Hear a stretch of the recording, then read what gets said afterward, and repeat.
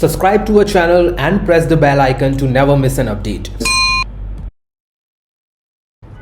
Join the only official Telegram channel of Rao's IAS Study Circle to get relevant material and important updates. Hello everyone and welcome to Daily News Simplified, your one-stop solution to detailed analysis of current affairs published in the Delhi edition of Hindu newspaper. Articles dated 18th of July 2021 are listed on your screen, and the timestamping for these articles is already given in the description box. So without wasting any time, let us begin with the first article itself.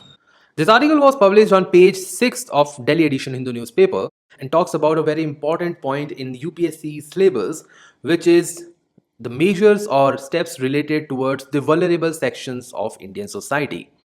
This is part of your General Studies Paper 2 under the Governance Initiative. However, it also deals with the important legislation which are in the news. So, UPSC may ask any bill, any act which was in news for various reasons. And trafficking is one of the important reasons for which they have been news across the nation. The trafficking is also part of your General Studies Paper 3, Security Issues. So, with that in mind, this topic becomes extremely important for us to discuss. Context of the article says that Ministry of Women and Child Development has invited comments and suggestions from all stakeholders on the draft. So this is at the draft stage right now. The draft is Trafficking in Person, Prevention, Care and Rehabilitation Bill 2021. Now the first thing which should strike to your mind is why women and child development? And why not Ministry of Home Affairs when it is a matter of national security? The objective of the bill is not to promote the national security, but to prevent women and children and the other vulnerable section of the society from trafficking. So the objective itself defines that which ministry is going to have a participation in a particular legislation. This point will also help you to find out a particular ministry in the prelim examination. Now the aims and the objective of the bills are very straightforward. It talks about prevention and countering the trafficking, provide care, protection and rehabilitation to the victims, providing legal support, economic and social environment, and finally ensure prosecution of the offenders. This act, if come into force, will apply to all citizens of India, whether they are inside the country or outside. So non-resident Indians or NRIs will also be covered under this act. A person who commits an offense under this act beyond India against Indian citizen, it means that if a person is committing a crime in, let's say, UAE or let's say a city of Dubai, and crime is committed against the Indian citizen, in that case this law will be applicable. It will also be applicable on a person on any ship or in fact aircraft which are registered in India irrespective of where they are. But if they are carrying the Indian citizens, they are under this act. It will also cover any foreign nationals or in fact the stateless person. Take the case of Rohingyas who has his or her residence in India. So if they are living in India, they will be covered under this act. And lastly, it shall also apply to every offense of trafficking in person with cross-border implications. Keeping these 2 points in mind, now let us see what are the following provisions of this act. It will create certain committees in order to streamline the process. The first one would be your National Anti-Human Trafficking Committee, second would be the same at state level and then at the district level. The objective of these committee would be to ensure overall effective implementation of the provisions of this act, for coordination as needed for the prevention and countering of offences under this act, and of course for matters relating to the emergence, rescue, protection, medical care, psychological assistance, recovery, relief, rehabilitation, repatriation and reintegration. There were too many re in this act actually. Well, jokes apart, it also talks about state anti-human trafficking committees which will advise the state government, and similarly they will have district anti-human trafficking committee or the child welfare committee. See, here the special focus become a child. So at a district level, at a micro level, they will also focus specifically on children trafficking. Well, children are the most affected or the most vulnerable section of the society when it comes for trafficking. They are not only transported or deported for the basis of prostitution, but also for labor and in fact the most severest of all, organ transplant. When it comes to monetary relief and compensation, when an FIR is filed, the investigating officer shall forward a copy to the district anti-human trafficking committee. As you can see, the lowest level of this hierarchy would be at the district level. So this committee will receive all those forwarded copies of FIR. After that, District Legal Service Authority, which also functions on the sidelines of NALSA, will provide immediate relief to the victims. So let's say there's a bunch of children who have been rescued from a particular area when they were on a path to get trafficked. In that case, this authority will provide immediate relief, including your medical, rehabilitation, and many other within 7 days. They will also provide an interim relief to a victim or any of the dependent within the period of 30 days. Now these two are very or extremely good initiative undertaken by this bill. And lastly, the authority will also make sure that all the above provisions are undertaken in the most appropriate manner. The bill also talks about the aggravated form of trafficking. Now, what does that mean? It means that aggravated offense here means that the death of a victim or where the victim suffers grievous injuries, organ mutilation, or the removal of the organs, or where the victim is a child. So, if the trafficking is considered under these following points, it will be called as aggravated offense. In this case, penalty could go up to 10 lakh and imprisonment of life. When it comes to the authority, well, the duty has been handed over to National Investigation Agency. It means that this agency will be responsible for the prevention and combating of trafficking in person and other offences under this act, in accordance with what this agency is authorized to do under its own act.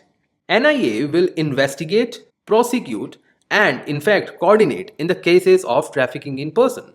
And surprisingly, this also includes those cases which are of international status or in nature. Well, this is something which is very good because trafficking often takes place across the border. And when a person crosses the border, the authorities loses the power to prosecute or to bring the offenders to justice. Despite all these things, there are certain concerns which are associated with this bill. These concerns actually include first being the role of NIA, which has been questioned. Many experts have questioned the role of National Investigating Agency, but also the applicability of NIA Act to investigate of offences under the bill. Because see, NIA is responsible for mostly the terrorist activities, and trafficking in person may not always be a part of terrorist activities. So the work culture of NIA may not suit the cases where children are involved. The second one being your stringent penal provisions. Professor at National Law School has called the inclusion of death penalty as unnecessary and said that the stringent bail provision and denying the accused the right to anticipatory bail are actually violated of fundamental rights enshrined in the Constitution. And if begging or mutilation under other crimes does not involve the death penalty, why it is here? The third point being that presumption of innocence. The bill removes the presumption of innocence, which is at the heart of criminal jurisprudence. Removal of the presumption of innocence directly impacts the crucial fundamental right of life and liberty guaranteed in the Article 21 of the Constitution. Next being your abatement of liability of same punishment as that of the offender. The problem is that it makes abatement or encouragement liable for the same punishment as that the offense itself. So what is the difference? If a person is just encouraging and the one who is doing are at the same level of being offender, what is the difference? The next is your ill-defined terms. Well, most of the terms including your promotion, procurement, facilitation are vague and ill-defined. And the bill also allowed tremendous overreach and misuse by law enforcement agencies. And then lastly, there is an adverse impact on the adult sex workers. Now, what does it mean? It means that adult sex workers who are already a vulnerable section will be adversely impacted as the bill treats victims of human trafficking on par with adult person in sex work. The trafficking of a person into forced or coerced labor, which also includes sexual exploitation, should not be equated with sex work, which is undertaken by consenting adults. This conflation could lead to misuse and overbroad application of provisions in the bill. So, after going through all these important points, now you will be in the position to answer any question, whether it is in the prelims or the mains, which comes in accordance with this following bill. With this, now we will move to the next article of the day.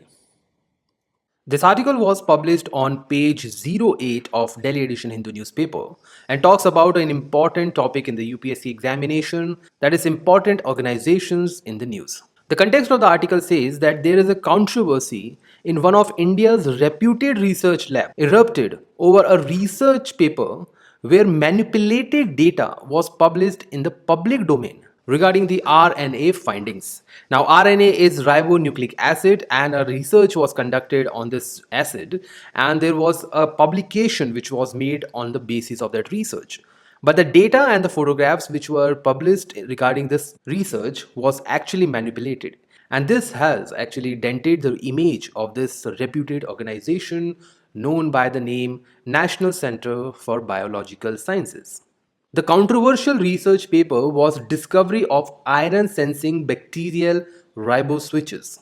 The paper has actually evoked significant media attention, which was based on its findings, as it was the first instance of an RNA molecule being able to detect iron, which was not made earlier, and the opening of the possibilities of designing specialized iron sensors based on this research. So, if this research turned out to be a fake one or the manipulated one, the consequent or the subsequent researches which were based on this data or this publication becomes nullified.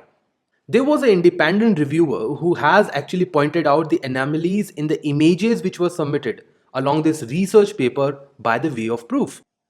Now, apart from the basic controversy itself, what we are required is to know some basis about this organization which could be asked in the examination, most probably in the prelim examination as such. But before that, it would be important us to know that the issues that it has thrown up has now been prompted a relook at research practices as well an investigation by the Tata Institute of Fundamental Research, which is also the parent body of NCBS. So a committee was constituted, and that committee has concluded that images were actually manipulated. Now this is a very serious matter to consider, because 2 years back there was a controversy which was related to the cut copy paste culture of PhD research papers, where India's image was mocked at the international platform, saying that India's research infrastructure and the researchers are mostly focusing on cut copy paste theory, and the research or the original research lack substances. Now, this is a very substantial argument in order to show your points in the mains answer writing when the question related to higher research or higher studies is asked in the mains examination. So this argument can well be put over there in order to provide the shortcomings or the backwardness of India's higher research institution. Now, going by the prelims importance of this article, well, NCBS was established in 1992, headquartered at Bangalore. Well, it was established under the Tata Institute of Fundamental Research, but that does not mean that government has no stake in this.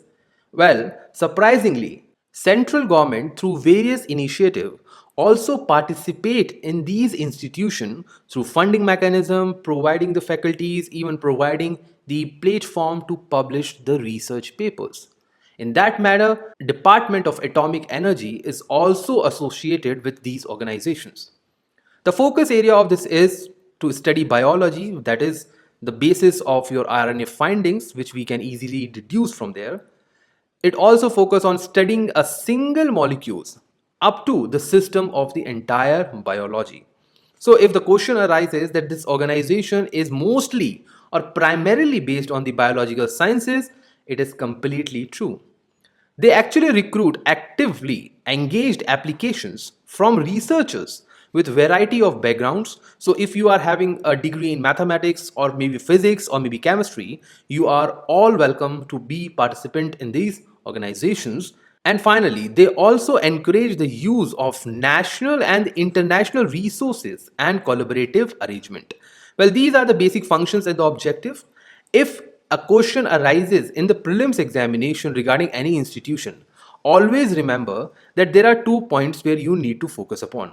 First would be the ministry or the department under which that organization is functioning. The second one is the basic objective for which that organization is functioning.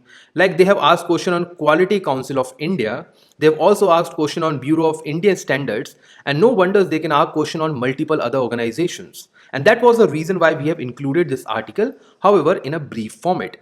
With this, now I'll take you to the important question attached to this article.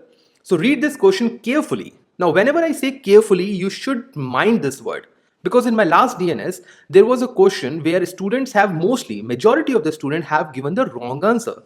And their wrong reply was not because of the question itself, but because of just one word. Many of them has actually missed the term incorrect.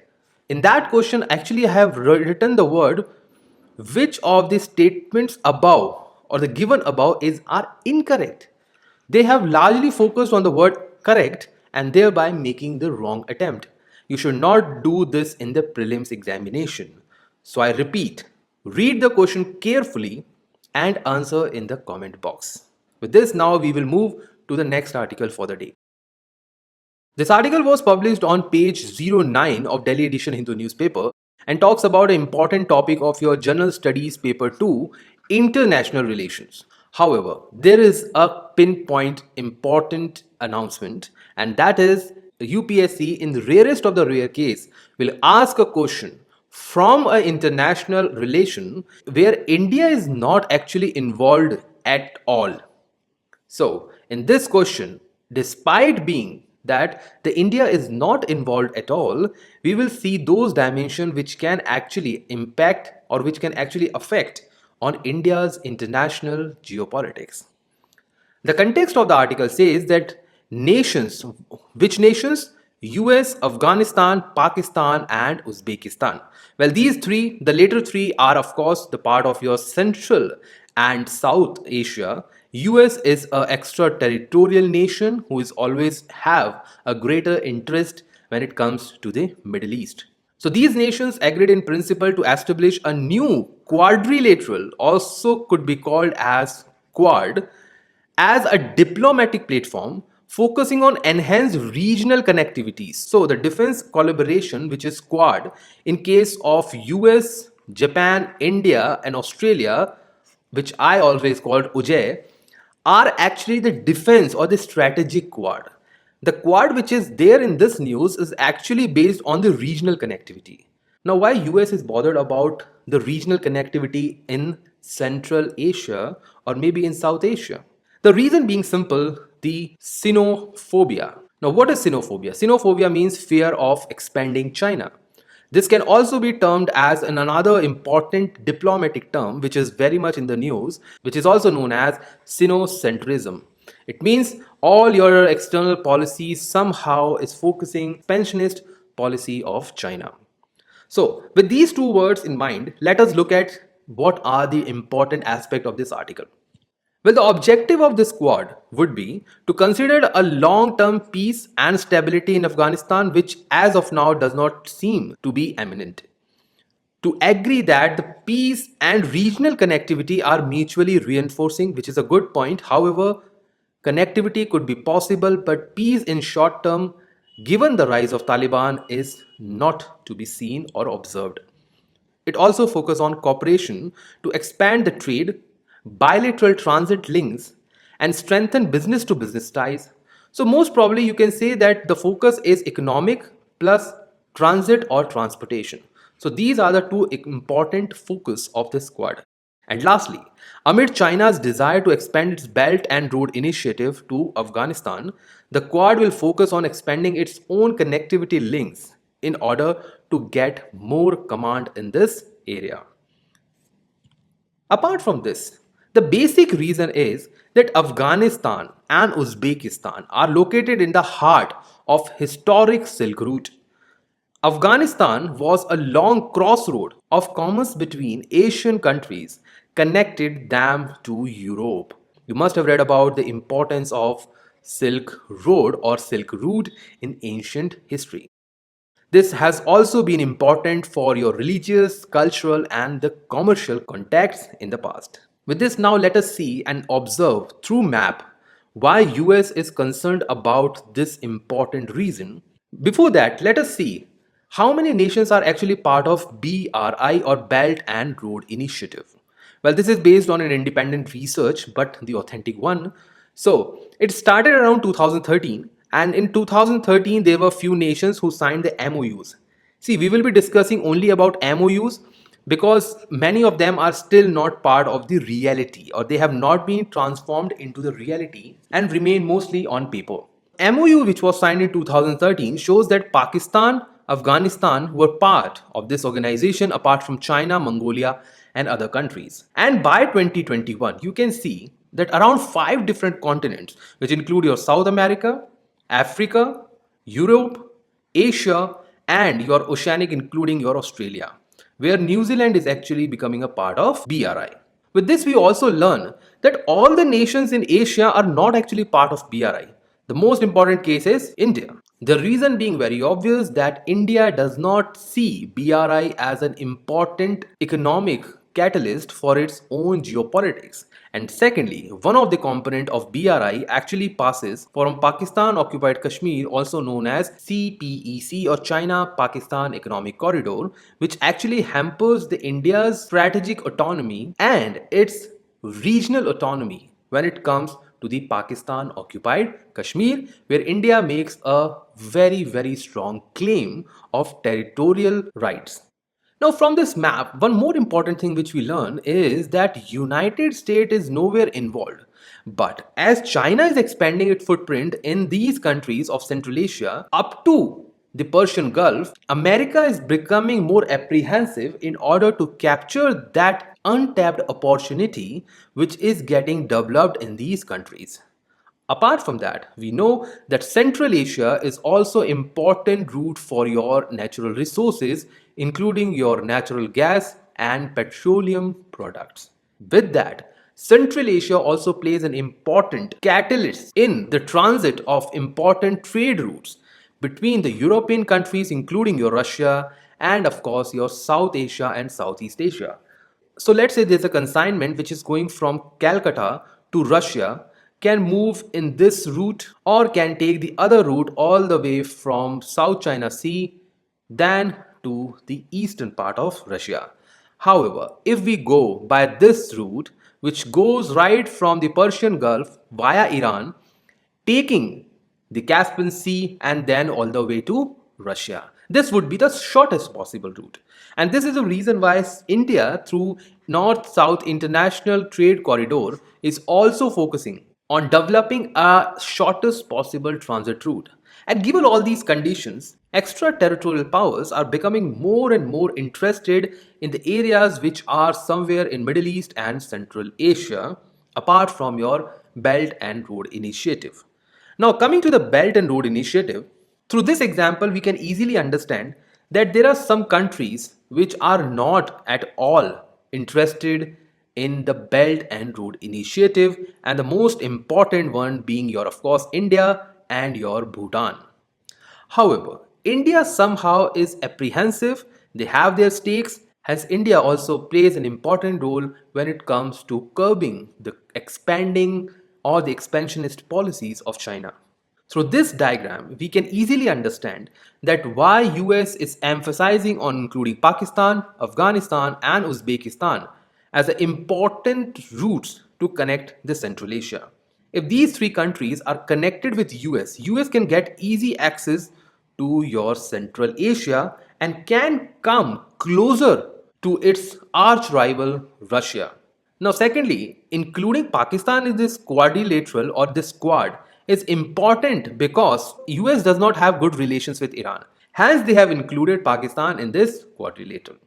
Apart from that, the basis, as you can see, the blue line shows the sea route of BRI initiative. The green line shows the other land routes. We have red lines, which are the economic corridors. Then we have dotted black lines, which shows the important international railway routes.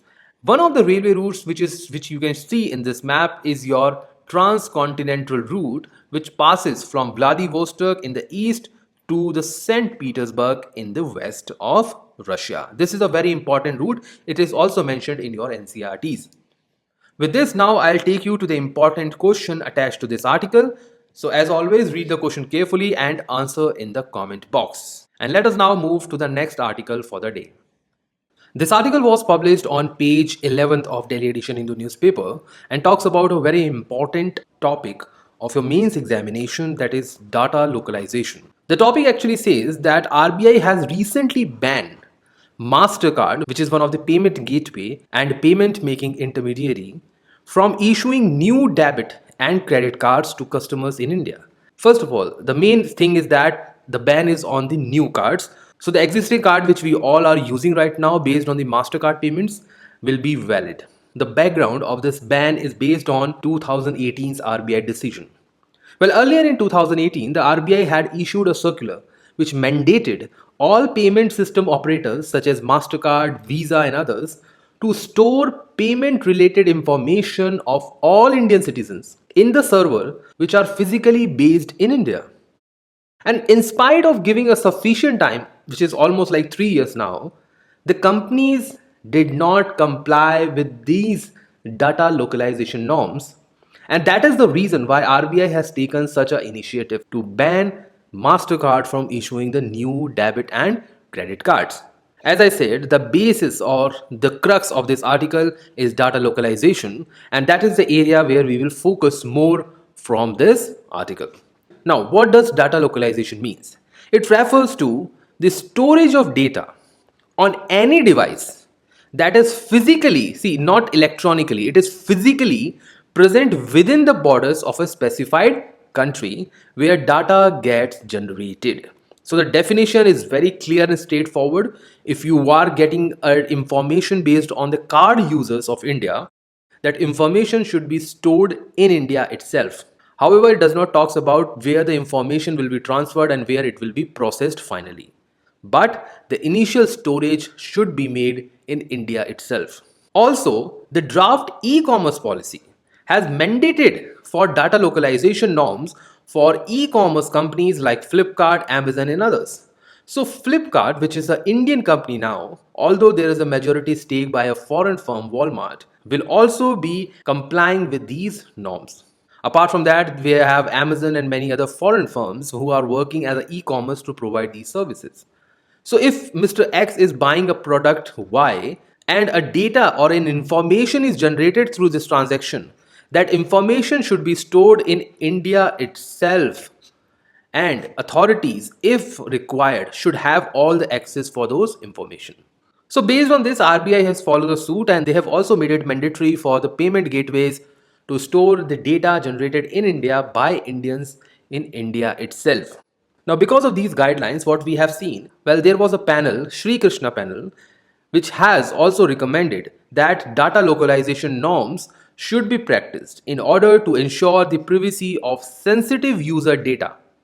Now, as I said, let's say the Mr. X who bought something on online is a very famous personality, and the thing which he bought was personal to his own choices.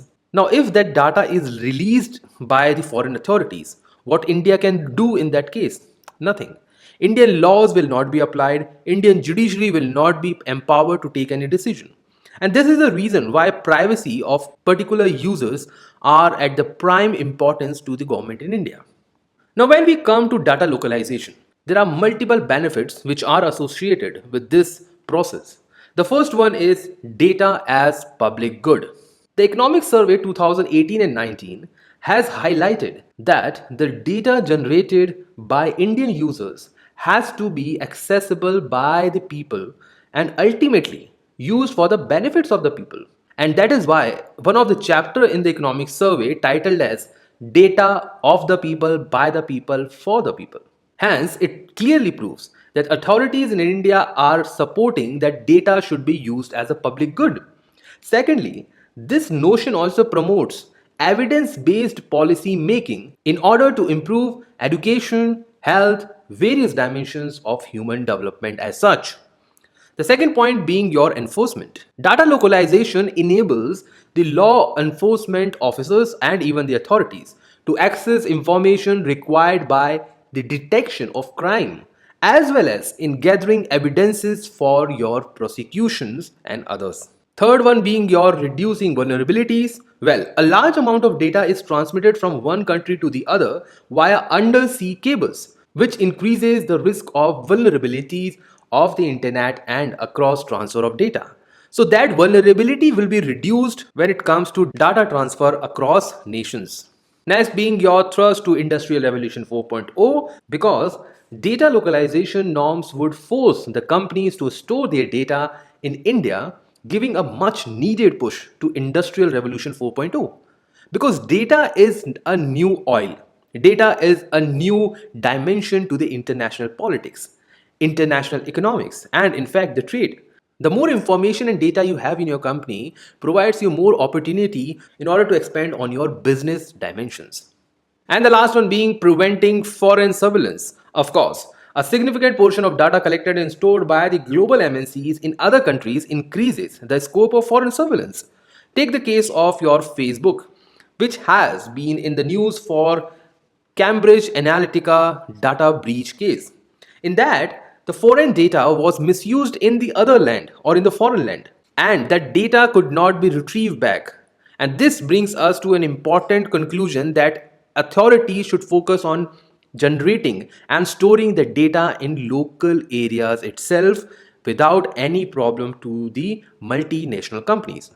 However, despite all these benefits, there are certain limitations attached to the data localization.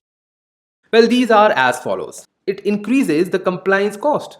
Presently, some of the Indian companies store their data in server located in the other country at much cheaper prices.